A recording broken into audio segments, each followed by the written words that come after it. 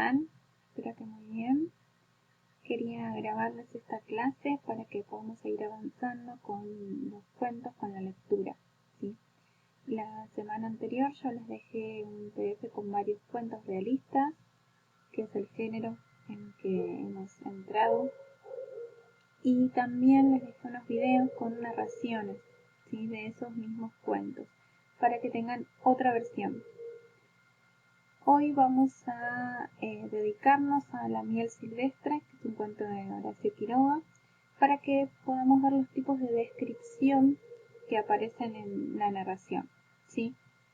Algo yo ya les había comentado en la clase anterior, la descripción es muy importante para este género, para el género realista, porque nos permite la identificación con los personajes, con los espacios, ¿sí? Acuérdense que lo más importante en este género es la verosimilitud, que nosotros creamos en la realidad de esos espacios o de esos personajes. Así que vamos a ver hoy los tipos de descripción. Ustedes acá atrás están viendo un PDF que yo les voy a dejar que tiene varios tipos de descripción. Nosotros nos vamos a centrar en la descripción literaria, ¿sí? Y vamos a encontrar en principio 4 tipos de descripción: la panorámica o parcial y la estática o dinámica, que vamos a ir viendo con este cuento, ¿sí? Con el cuento de la miel silvestre. ¿Qué es lo primero que les aparece acá en el PDF? Que la descripción puede ser panorámica cuando se intenta abarcar la totalidad de un objeto o lugar, y parcial cuando se va a concentrar en un fragmento o en algún aspecto en singular. Si ustedes piensan la panorámica como las fotos panorámicas, ¿sí?, con una visión de 360 grados. Y la parcial, como lo dice la palabra, se aboca, se concentra en alguna partecita. Por ejemplo, en el cuento, les voy a leer un fragmento. Cuando Benincasa, cuando el protagonista ya está de expedición en la selva misionera, dice: el monte crepuscular y silencioso lo cansó pronto, dándole la impresión, exacta por lo demás, de un escenario visto de día. De la bullente vida tropical no hay a esa hora más que el teatro helado, ni un animal, ni un pájaro, ni un ruido casi. Benincasa volvía cuando un sordo zumbido le llamó la atención. A 10 metros de él, en un tronco hueco, diminutas abejas auroleaban la entrada del agujero. Se acercó con cautela y vio en el fondo de la abertura 10 o 12 bolas oscuras del tamaño de un huevo. ¿Qué pasa acá en este fragmento? Vamos a tener primero una descripción breve del escenario, de todo el monte, en este caso, y luego de una partecita, de una parte en particular que es este tronco hueco con la miel ahí dentro, ¿sí? Entonces, primero podemos tener una descripción en total del escenario, del monte, que puede ser panorámica, y luego una parcial de esta partecita del monte en particular, que es el tronco hueco con la miel adentro, ¿sí? Ustedes acá en el PDF tienen ejemplos que son de otras obras, ¿sí? Y luego nos habla de un punto de vista fijo o dinámico, ¿sí? Acá vamos a hablar de las descripciones dinámicas o de las descripciones estáticas. Siempre, si no se dan cuenta, estamos planteando los tipos de descripción como pares opuestos, ¿sí? Uno era panorámica, el total, parcial, una parte, y ahora dinámica y estática. Dinámica tiene que ver con el movimiento y estático con algo quieto, ¿sí? Siempre en pares opuestos. Entonces, la descripción dinámica nos va a mostrar un punto de vista en movimiento, ¿sí?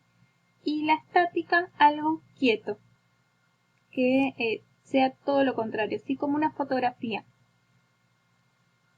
Bueno, y luego aquí tienen también algunos ejemplos.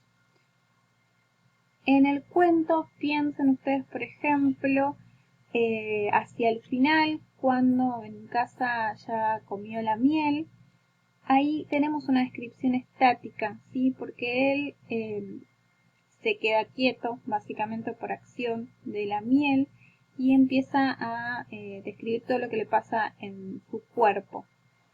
Y una descripción dinámica podría ser la de las hormigas, ¿sí? Al comienzo del cuento. Les leo. Benincasa había sido ya enterado de las curiosas hormigas a que llamamos corrección. Son pequeñas, negras, brillantes y marchan velozmente en ríos más o menos anchos. Son esencialmente carnívoras. Avanzan devorando todo lo que encuentran a su paso: arañas, grillos, alacranes, sapos, víboras y a cuanto ser no puede resistirlas. No hay animal, por grande y fuerte que sea, que no huya de ellas. Su entrada en una casa supone la exterminación absoluta de todo ser viviente, pues no hay rincón ni agujero profundo en donde no se precipita el río devorador. Los perros aúllan, los bueyes mugen, y es forzoso abandonarles la casa, a trueque de ser roídos en 10 horas hasta el esqueleto. Permanecen en un lugar 1, 2, hasta 5 días, según su riqueza en insectos, carne o grasa. Una vez devorado todo, se van. Acá tenemos la idea de el viaje, el camino que hacen las hormigas, la corrección, ¿sí? Nos cuenta que entran a una casa, arrasan con todo, van de un lugar a otro, se comen todos los insectos, se quedan tantos días y después se van, ¿sí? A esto hacemos referencia con la descripción dinámica, movimiento. Nos muestra cómo se va moviendo un objeto, un personaje, en este caso las hormigas. Y la estática, todo lo contrario, nos muestra una situación, un personaje quieto, como si fuera una fotografía, como les decía antes. Más adelante en el PDF tienen ustedes otro tipo de descripción, que es el retrato, ¿sí? El retrato literario. Estamos, recuerden, en la descripción literaria. ¿A qué hacemos referencia con el retrato? A la descripción, en este caso, de las personas en particular, ¿sí?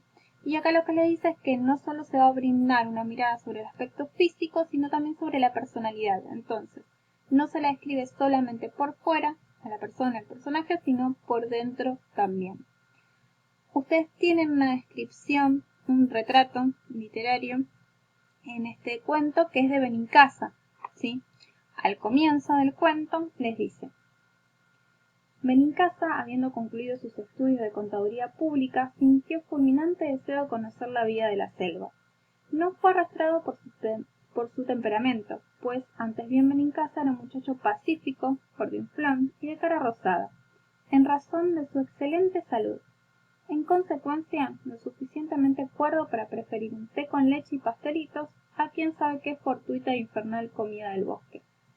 Pero, y más adelante en el texto, sigue, Benincasa quiso honrar su vida aceitada con 2 o 3 choques de vida intensa, y por ese motivo remontaba el Paraná hasta un obraje con sus famosos estrumbos. Tiene entonces acá un retrato de Benincasa. No nos dice solamente cómo es físicamente, que dice que es gordinflón, con la cara rosada, sino también nos da acá cuenta de su personalidad. Dice que es pacífico, que es cuerdo, que prefiere una vida tranquila a lo que pasa en el monte, pero que tenía ganas de cortar un poco con esta vida tan tranquila que llevaba, ¿sí?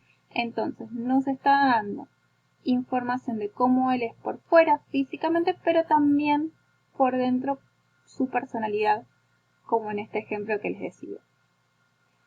Entonces, retomemos lo que vimos hasta ahora.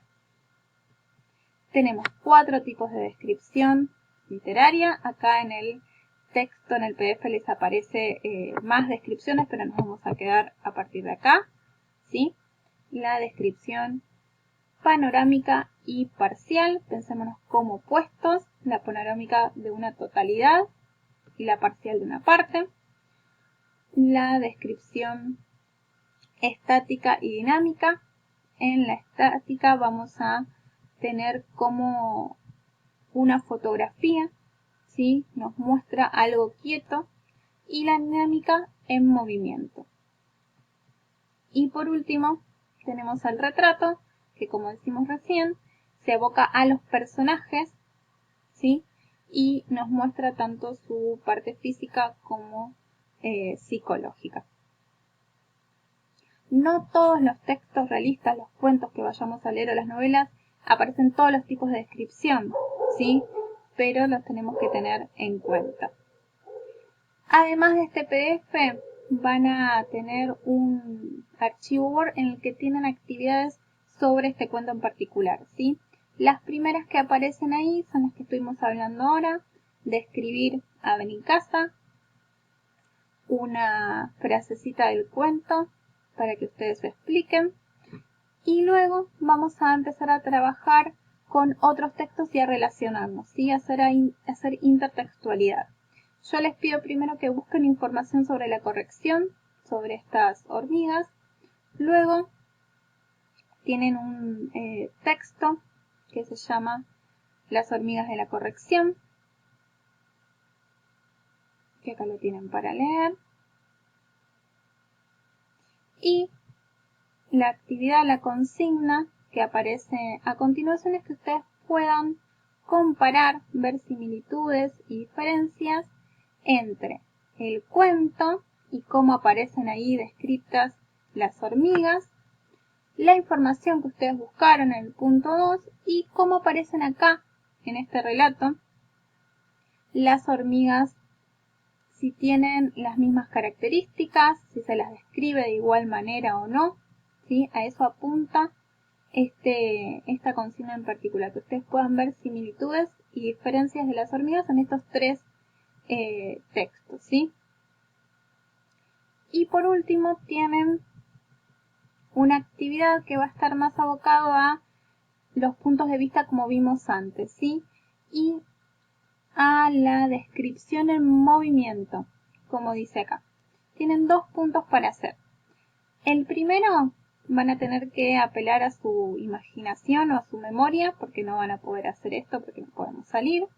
Pero la idea es que elijan alguna de estas situaciones, un viaje en tren, un paseo en bicicleta, un viaje en subte o una caminata, y que puedan ustedes hacer una descripción de lo que pasaría en ese viaje que ustedes están haciendo. Descripción en cuanto a los objetos que ven, que no ven, y las sensaciones que les pueden producir esos objetos. Una descripción breve, ¿sí?